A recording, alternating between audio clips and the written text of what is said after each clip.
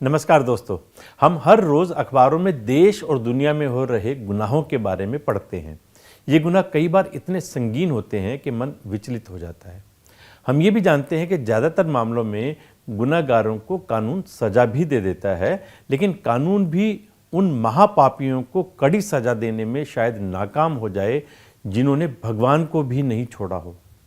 ये धन के ऐसे लालची हैं जिन्होंने मंदिर की पवित्रता को तो ठेस पहुंचाई ही, साथ ही सनातन धर्म के लोगों की आस्था का कत्ल करने की साजिश भी रची है।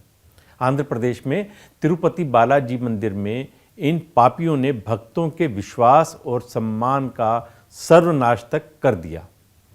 तिरुपति मंदिर के लड्डू प्रसादम की पवित्रता और शुद्धता के साथ खिलवाड़ किया है। इस बात का खुलासा आंध्र प्रदेश के चीफ मिनिस्टर चंद्रबाबू नायडू ने किया है। उन्होंने आरोप लगाते हुए कहा कि प्रसाद में जो लड्डू बांटे जाते हैं उसमें जानवरों की चर्बी वाला घी और फिश ऑयल मिलाया गया था। తిరుమల లడ్డు కూడా నాసి రకం నాకైతే ఆశ్చర్యం వేస్తుంది. ఎన్ని కంప్లైంట్ చేసినా కడాన వెంకటేశ్వర స్వామి పవిత్రతను దెబ్బతీశారు. ఎన్నోసార్లు చెప్పాం. అక్కడ ఎంత దుర్మార్గంగా ప్రయత్నం చేశారంటే అంత దుర్మార్గంగా ప్రవర్తించారు. తిరుమల లడ్డు కూడా నాసి రకం నాకైతే ఆశ్చర్యం వేస్తుంది. ఎన్ని కంప్లైంట్ చేసినా కడాన వెంకటేశ్వర స్వామి పవిత్రతను దెబ్బతీశారు. ఎన్నోసార్లు చెప్పాం. टीडीपी ने ये आरोप एनडीडीबी यानी नेशनल डेयरी डेवलपमेंट बोर्ड की लैब रिपोर्ट के हवाले से लगाए हैं। रिपोर्ट में साफ कहा गया है कि लड्डू बनाने वाले घी में जानवरों की चर्बी मिलाई गई है। इसमें बीफ टेलो यानी गाय की चर्बी, लार्ड यानी सूअर की चर्बी और फिश ऑयल मिलाया गया है। इस खुलासे के बाद पूरे देश में भूचाल आना लाजमी है। जिस तरह इन महापापियों ने हिंदू धर्म की आस्था के साथ खिलवाड़ किया है वो माफ़ी के लायक नहीं है। तिरुपति मंदिर देश और दुनिया का सबसे फेमस, सबसे अमीर मंदिरों में शुमार है। इसकी देखरेख तिरुपति तिरुमाला देवस्थानम यानी टीटीडी ट्रस्ट करता है। ये ट्रस्ट ही मंदिर में प्रसाद के लिए सारी सामग्री खरीदता है। मंदिर के 300 साल पुराने किचन में 200 ब्राह्मण रोजाना 3 लाख लड्डू बनाते हैं। साल में 3 करोड़ से ज़्यादा श्रद्धालु यहाँ बालाजी के दर्शन के लिए आते हैं। तिरुपति माला ट्रस्ट हर साल प्रसाद से 500 करोड़ रुपए कमाता है। मंदिर की सालाना कमाई 3000 करोड़ से ज़्यादा है। फिर भी यहाँ थोड़े लालच के लिए भ्रष्टाचारियों ने लोगों की आस्था को चोट पहुँचाई है। दरअसल पिछले 50 साल से कर्नाटक केएमएफ रियायती दरों पर ट्रस्ट को घी दे रहा था। हर 6 महीने में 1400 टन घी मंदिर के प्रसाद में लगता है। जुलाई 2023 में कंपनी ने कम रेट में सप्लाई देने से मना कर दिया, जिसके बाद जगन सरकार ने 5 फर्म को सप्लाई का काम दिया था।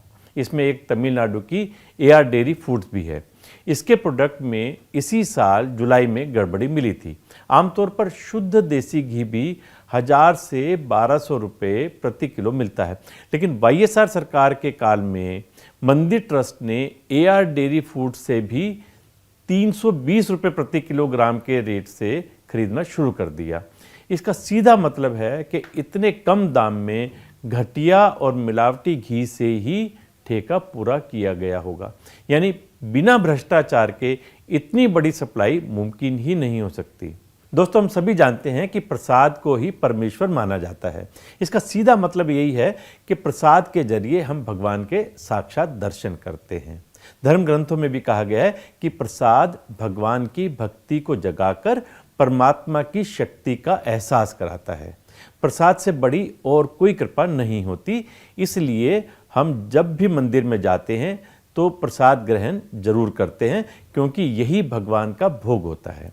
प्रसाद लेते समय हम पवित्रता और शुद्धता का भी ध्यान रखते हैं। प्रसाद लेने से पहले हम हाथों को धोते हैं, क्योंकि गंदे हाथों से प्रसाद लेना इसका अपमान माना जाता है।